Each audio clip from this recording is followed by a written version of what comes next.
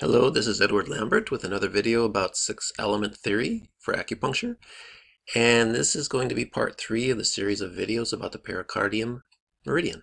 And it's going to cover the excess of pericardium Qi.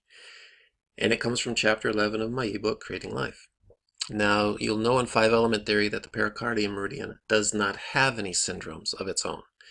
But in 6-element theory, because there's a 6th element called seed, with the function of homeostasis in the body, and it has corresponding organs with the endocrine system, hypothalamus and all. There are syndromes for the Sanjiao and pericardium meridians in 6-element theory. So let's continue on with this next syndrome for the pericardium meridian, which is the excess of pericardium Qi. This condition is indicated by one who over-monitors homeostasis. This person over-regulates and micromanages every condition in life. They try to keep things the same, or they try to improve everything. They hold on to what they have and easily feel threatened.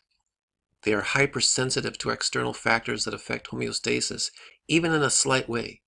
These people show hypersensitivities to pollutants and even perceived pollutants in the environment. They are actually unwilling to change their lives or adapt to extremes. They have an overly narrow comfort zone. And that's the real key here, is the physiology of the body, the emotions of the body, the mind that we have, all have these comfort zones in which we function. And sometimes those comfort zones, the range of those comfort zones can be so narrow, so tight, that the person is over managing their life. They just cannot accept changes. They want this very, very strict homeostasis, and it's not healthy. And they may think they're doing right. They may think they're doing everything correct, but in the long run, it's not healthy. So they don't give themselves room to breathe. So along this way, you actually need to cultivate the foot yin meridians like liver, spleen, and kidney, to allow that person to breathe and have some flexibility. An example of excess pericardium is obsessive compulsive disorder. The person is trying too hard to keep things perfect. Pericardium is a natural manager. It oversees that everything is running smoothly and efficiently. Yet when a person overmanages too many details and doesn't allow room to breathe, pericardium Qi is overpowering the functions of other meridians. The pericardium has to let things go to some extent. When in excess, pericardium tends to overprotect and over-nurture.